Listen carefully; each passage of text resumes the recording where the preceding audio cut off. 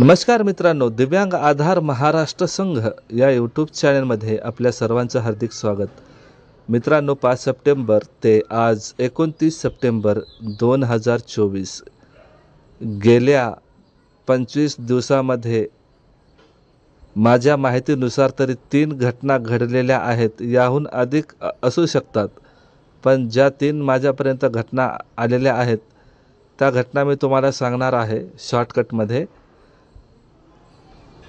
पहिली घटना ही आहे मित्रांनो, मुंबई कल्याण ते लातूर जिल्ह्यामध्ये एक तालुका आहे निलंगा. या दरम्यान एक दिव्यांग प्रवासी प्रवास करत असताना त्या दिव्यांग व्यक्तीला सीट आरक्षित मिळालीच नाही, वरून 1/4 तिकीटसुद्धा मिळत नाही असं सांगण्यात आलं. दुसरी घटना आहे मित्रांनो, जळगाव जिल्ह्यातील एरंडोल ते जळगाव नवापूर आगाराची ही बस होती. त्यामध्ये एका दिव्यांग बांधवाच्या हाताला बस कर्मचाऱ्याकडून दुखापत झाली होती. हे 2 व्हिडिओ आपण या यूट्यूब चॅनलवर नक्कीच बघितला असेल. आणि तिसरी घटना आजची आहे. ही जी बस आहे बुलढाणा डेपोची आहे. या बसमधून एक महिला प्रवास करत असताना त्या महिलेकडून UDID कार्ड जप्त करण्यात आलं कंडक्टरकडून, ओरिजिनल असूनसुद्धा. हा अधिकार कंडक्टरला दिला कुणी, मला हा प्रश्न विचारायचा आहे. महाराष्ट्र शासनाने तर GR लागू केलेला आहे, पण तो प्रत्यक्षात अंमलात आणला जात नाही. काय कारण आहे, हा माझा प्रश्न शासनाला आहे. प्रश्न शासनाला विचारण्याच्या अगोदर सर्व दिव्यांग लोकांना सुद्धा माझा हा प्रश्न आहे. कुठं गेल्या त्या संघटना? तुम्ही स्वतःला संघटनेचे अध्यक्ष, संस्थापक अध्यक्ष सांगायला किंवा बोलायला कधी मागे हटत नाही. मग ह्या घटना घडतायत तर तुम्ही काही झोपा घेता? संघटनेमध्ये तुम्ही कामं कशासाठी करता? घरी बसून पैसे कमवणं हाच धंदा आहे का तुमचा? संघटनेमध्ये राहून जर तुम्हाला कामं करता येत नसतील तर घरी बसून राहा. आणि तुम्ही बोलता की आम्ही दिव्यांगासाठी झगडतो. अरे स्वतःसाठी तरी कधी झगडला का तू? आणि स्वतःला बोलतो की मी संस्थापक अध्यक्ष आहे, मी अध्यक्ष आहे, दिव्यांगाचा कैवारी आहे. अरे तू तुझ्या घरात सुद्धा तुला किंमत कोणी देत नाही, तर तू दिव्यांगाचा अध्यक्ष झाला कसा? मग दिव्यांगांसोबत ह्या घटना घडतात का दिवसासुद्धा झोपा काढता? मग या दिव्यांगासाठी लढणार कोण, झगडणार कोण? जोपर्यंत संघटनेचे लोक जागे होत नाहीत ना, तोपर्यंत सामान्य दिव्यांग जनता जागी कशी होणार? आपण संघटनेमध्येच भ्रष्टाचार माजवलेला आहे, मग इतर दिव्यांगांना तरी आपण काय म्हणून दोष देणार? याचा कधी विचार केलाय का? जर एखाद्या व्यक्तीचं आपल्याकडून बरं होत नसेल तर कुणाचं वाईट हे चिंतू नये. मी म्हणत नाही की बरेचसे लोक असतात, पण काही लोक अशीच असतात की स्वतःची परिस्थिती कशी सुधारेल याकडे भरपूर लोकांचं लक्ष आहे. संघटना फक्त नावाला राहिलेल्या आहेत असं तरी मला वाटतंय. जी व्यक्ती इमानदारीने काम करते त्या व्यक्तीचं काम दिसून येतं मित्रांनो. आणि जो व्यक्ती भ्रष्टाचार करतो तो फक्त स्वतःलाच मोठा समजतो, पण तो कचऱ्याच्या समान आहे. तो कधी मोठा नाही होऊ शकत, कारण ती व्यक्ती दुसऱ्याच्या पैशावर जगत असते. अशी व्यक्ती कधीच आयुष्यात प्रगती करू शकत नाही. पैसा न घेता काम करणं हा समाजकारण आहे, आणि पैसा घेऊन संघटनेत काम करणं हा धंदा आहे. तर मग या दिव्यांगांना होणारा जो त्रास आहे याकडे तुमचं लक्ष आहे का? गेल्या 25-30 दिवसामध्ये तरी मी असं बघितलेलं आहे, कुठल्याच संघटनेने आवाज उठवलेला नाही. किंवा कुठल्या एखाद्या यूट्यूबवर तरी तुम्ही व्हिडिओ बघितलाय का दिव्यांगांच्या?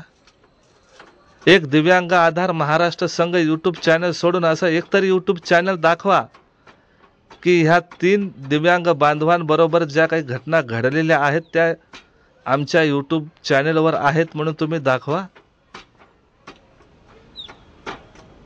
जर एका महिलेकडून UDID कार्ड कंडक्टर जप्त करून घेतो, तो का स्वतः सरकारचा जावई झालेला आहे का?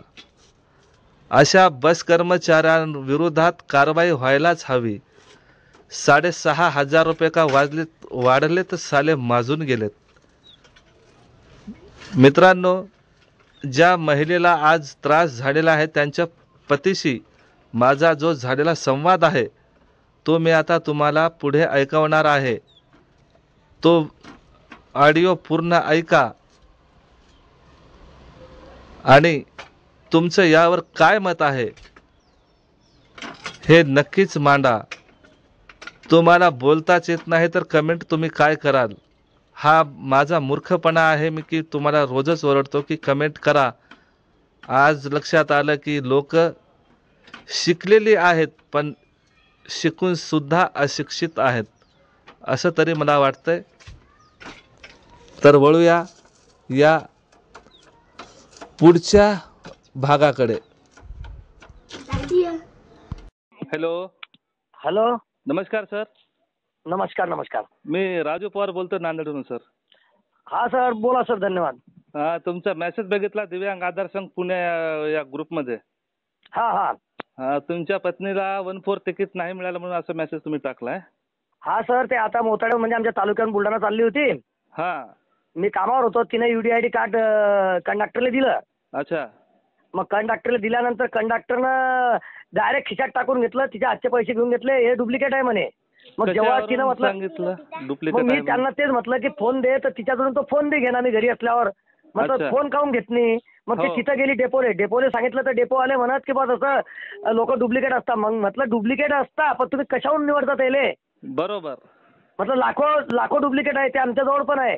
पण म्हटलं हा. मग काहीतरी चेक करून दाखवते ना. तर तो हो. तिथून फरार झाला म्हणे. मग माझ्या पत्नीला म्हटलं त्याचा फोटो पाठव बसचा. हो हो. तो बसचा नंबर प्लेट काढून मी हा मेसेज याच्याकरता टाकलाय की हे लोक त्या रोजी आपलं मुंबईत आंदोलन झालं बच्ची भाऊचं. हो. तर त्या अजित पवारनं कसं बोल दिला की येईले पैसे वाढून द्या म्हणे लंगड्या लुड्या येले आणि आम्ही काय निंदायला जात. त्यांना असं म्हटलं तर ह्या लोकांनी माझा झाला जरा. हो त्याच्याविषयीचा मी काल व्हिडिओ तयार केलाय माझ्या चॅनलला टाकलोय मी ते. हा हा याचं बी काही ना काही हे कसं आहे सर आपण काही जर जागृत नाही करसाल ना हो. तर उद्या आपल्यासारख्या दिवंगाले किडे माकोडे समजून मसलून टाकतील. बरोबर बरोबर. आता ते दुसरा उपाय काही निघाला. त्यानं फोन नाही घेतला आणि तिथून फरार होऊन गेला. अच्छा. त्या बस डेपोचा नंबर काढायला लागेल. बस डेपो या गाडीचा नंबर मी पाठवला. ते बस डेपो आता तुम्ही तेवढी कोशिश करा सर. ठीक आहे.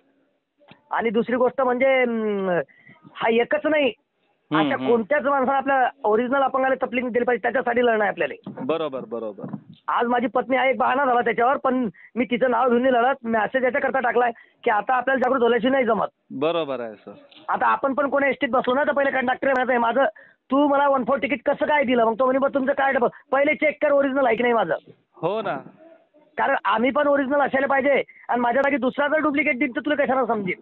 बरोबर. तुमच्या पत्नीकडे ओरिजिनलच आहे का UDID कार्ड?